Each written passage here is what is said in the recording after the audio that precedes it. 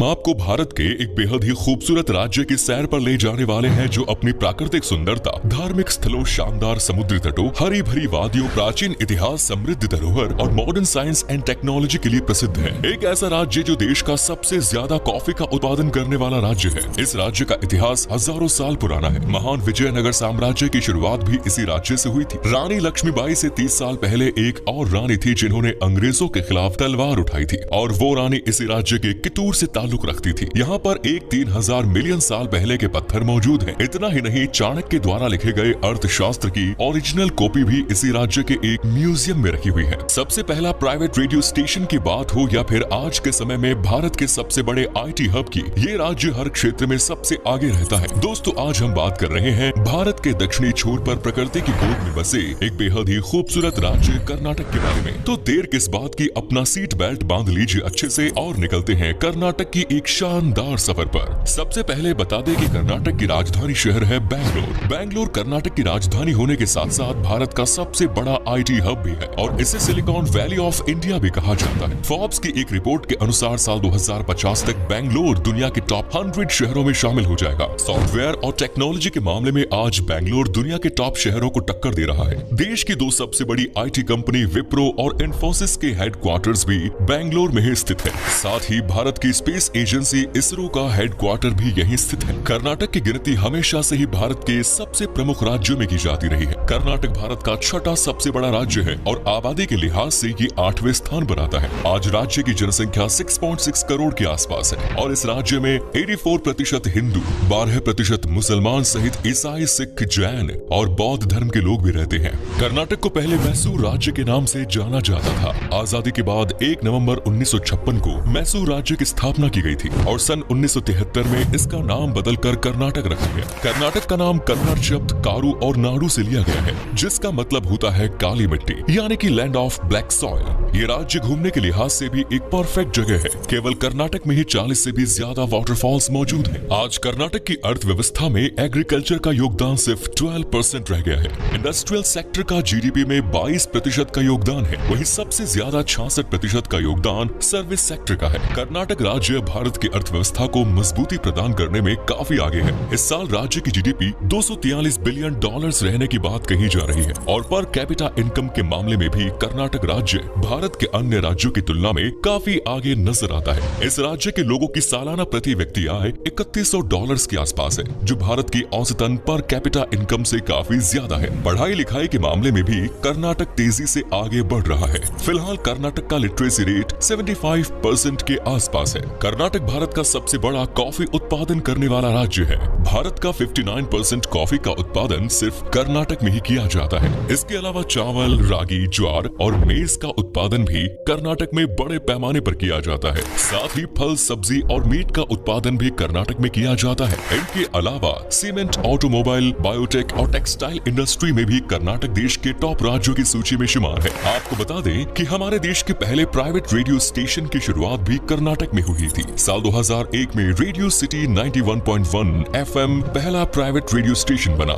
जो आज तक चालू है। आप सभी ने फिल्म KGF तो देखी ही होगी, जिसके 2 सीरीज अभी तक आ चुके हैं। इस फिल्म में जो कोलार गोल्ड फील्ड्स की कहानी दिखाई गई है, वो सोने की खदान भी कर्नाटक में स्थित है। इतिहास में कर्नाटक राज्य पर नंद, मौर्य, कदम्ब, बादामी, चालुक्य और गंगा जैसे राजवंशों द्वारा शासन किया गया है। कर्नाटक राज्य की जब भी बात आती है तो हैदर अली और टीपू सुल्तान का जरूर याद किया जाता है। इन्होंने 4 एंग्लो मैसूर युद्ध किए, लेकिन अंतिम युद्ध में टीपू सुल्तान मारे गए थे। कहा जाता है कि टीपू सुल्तान और हैदर अली ने पहली बार सन 1780 में तोप का निर्माण किया था। अंग्रेजों के विरुद्ध क्रांति की शुरुआत में वैसे तो सन 1857 के विद्रोह से मानी जाती है, लेकिन कित्तूर की रानी चेन्नम्मा ने सन 1824 में ही अंग्रेजों की हुकूमत के खिलाफ जंग का ऐलान कर दिया था। कर्नाटक में वैसे तो सबसे ज्यादा कन्नड़ भाषा का ही प्रयोग किया जाता है, लेकिन इसके अलावा हिंदी, इंग्लिश, मराठी, तमिल, तेलुगु, मलयालम सहित कई अन्य भाषाएं भी लोग आम बोलचाल के दौरान इस्तेमाल करते हैं। समय के चलते आज संस्कृत भाषा सिर्फ पुराणों और वेदों तक ही सिमट कर रह गई है। युवा पीढ़ी को भी संस्कृत भाषा में ज्यादा दिलचस्पी नहीं रही है, लेकिन कर्नाटक में मत्तूर नाम की एक जगह है जहां आज भी हर कोई संस्कृत भाषा में ही बात करता है। रोजमर्रा की जिंदगी में संस्कृत भाषा में बात करते लोगों को देखकर ऐसा लगता है मानो किसी प्राचीन समय की दुनिया में आ गए हों। कला, साहित्य और संगीत के जगत में भी कर्नाटक का अहम योगदान रहा है। पंडित भीमसेन गुरु गुरुजी जोशी, जिन्हें father of Indian classical music कहा जाता है, ये भी कर्नाटक से ही ताल्लुक रखते हैं। उन्होंने ख्याल रूप की शुरुआत की थी। साथ ही दीपिका पादुकोण सहित कई दिग्गज फिल्मी सितारे कर्नाटक ने देश को दिए। अनिल कुंबले जैसे अपने समय के महान क्रिकेटर्स भी कर्नाटक की मिट्टी में ही जन्मे हैं। दोस्तों, कर्नाटक के हुबली शहर में कर्नाटक खादी ग्रामोद्योग संयुक्त संघ मौजूद है, जो पूरे भारत में झंडा बनाने के लिए अधिकृत है। यानी भारत में इस्तेमाल होने वाले सभी झंडे यहीं पर तैयार किए जाते हैं। कर्नाटक के बीजापुर को नदियों का शहर कहा जाता है। इस शहर से 5 प्रमुख नदियां होकर गुजरती है,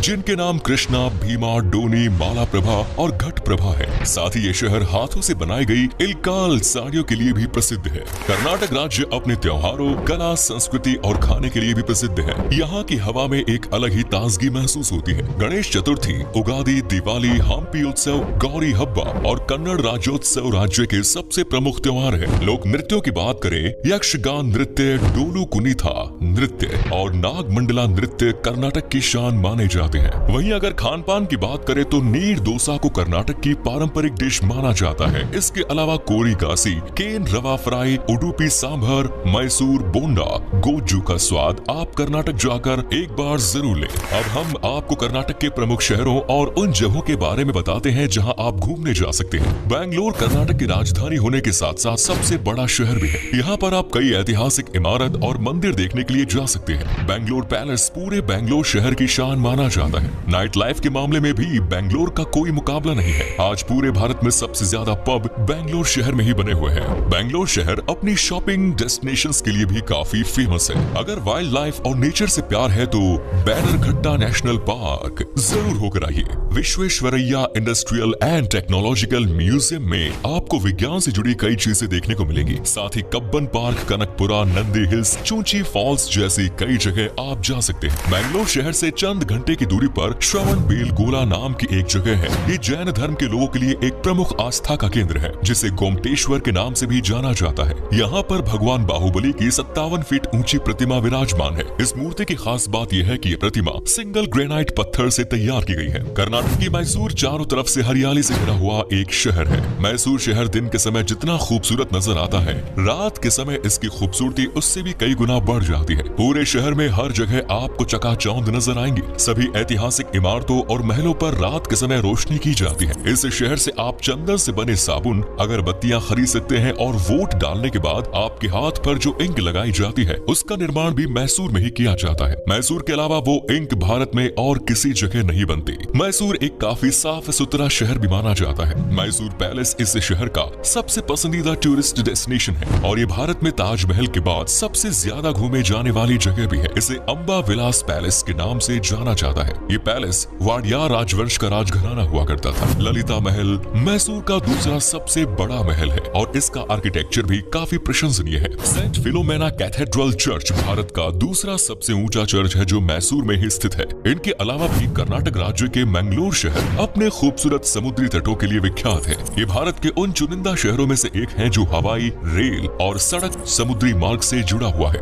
इसके अलावा कर्नाटक के हम्पी, पट्टाडकल और वेस्टर्न घाट जैसी जगह यूनेस्को की वर्ल्ड हेरिटेज साइट की सूची में भी शामिल है। विश्व ऐतिहासिक धरोहर की सूची में जगह बनाने वाला हम्पी शहर आप जरूर जाएं। ये जगह महान विजयनगर किंगडम का हिस्सा हुआ करती थी और इस शहर का इतिहास रामायण काल जितना पुराना माना जाता है। वहीं कुर्ग कर्नाटक का एक प्रसिद्ध हिल स्टेशन है। यहाँ की प्राकृतिक सुंदरता के कारण इसे स्कॉटलैंड ऑफ इंडिया भी कहा जाता है। दोस्तों, इसके अलावा चिक्कामगलुरु भी आप एक्सप्लोर कर सकते हैं। ये जगह अपने कॉफी उत्पादन के लिए फेमस है। पर्यटकों के बीच अभी तक ये जगह ज्यादा लोकप्रिय नहीं है, इसीलिए यहाँ पर आपको काफी शांति का अनुभव होगा। बीदार भी एक ऐतिहासिक नगरी है और ये जगह अपने एयरफोर्स ट्रेनिंग और इंडियन एयरफोर्स स्टेशन के कारण सुर्खियों में बनी रहती है। जॉग फॉल्स कर्नाटक की सबसे खूबसूरत जगहों में से एक है, जो भारत का दूसरा सबसे ऊंचाई से गिरने वाला वाटरफॉल है। 253 फीट की ऊंचाई से पानी को गिरते देखना अपने आप में एक अलग ही अनुभव है। मुरुदेश्वरा में भगवान शिव की 123 फीट ऊंची प्रतिमा देखने के लिए भी लोग बहुत दूर दूर से आते हैं। अगर आप एक फैमिली ट्रिप की प्लानिंग कर रहे हैं तो ये राज्य आपको बिल्कुल भी निराश नहीं होने देगा। कर्नाटक में सभी जगह एक ट्रिप में घूमना तो संभव नहीं है, लेकिन मैसूर और बैंगलोर जैसे प्रमुख स्थान आप एक साथ घूम सकते हैं। अगर आप कर्नाटक जाएं तो कम से कम 6 से 7 दिन का समय अपने साथ लेकर चलें, तभी आपको यहाँ घूमने में मजा आएगा। 3 से 4 दिन के ट्रिप में कर्नाटक राज्य की सैर कर आपका मन नहीं भरेगा। कर्नाटक तक आप हवाई मार्ग या रेल मार्ग तक आसानी से पहुंच सकते हैं। भारत के सभी राज्यों और शहरों से कर्नाटक तक की ट्रेन और एयरप्लेन सुविधा मिल जाएगी। कर्नाटक के बैंगलोर, मैंगलोर, हम्पी, हुबली, बेलगाम, बीजापुर और मैसूर में हवाई अड्डे बने हुए हैं। इसके अलावा आप अपनी खुद की कार से भी कर्नाटक जा सकते हैं। हालांकि अगर आप उत्तर भारत से हैं तो खुद ड्राइव करने में आपको काफी थकावट महसूस होगी। इससे बेहतर यही होगा कि आप पब्लिक ट्रांसपोर्ट से कर्नाटक तक पहुंचे और यहाँ पर टैक्सी रेंट पर लेकर राज्य की सुंदरता का दर्शन करें। तो ये थी देश के सबसे खूबसूरत राज्य कर्नाटक। कैसा लगा बताइए कमेंट्स में। आप में से अगर कोई कर्नाटक से हमारा ये वीडियो देख रहा है तो हमें जरूर बताइए। क्या कभी आपने विजिट की है कर्नाटक, और अगर की है तो आपका एक्सपीरियंस कैसा रहा ये भी हमारे साथ शेयर जरूर करें। उम्मीद करता हूँ कि आपको हमारा ये एपिसोड पसंद आया होगा। वीडियो को लाइक कीजिए और अपने दोस्तों और रिश्तेदारों के साथ शेयर करना ना भूलें।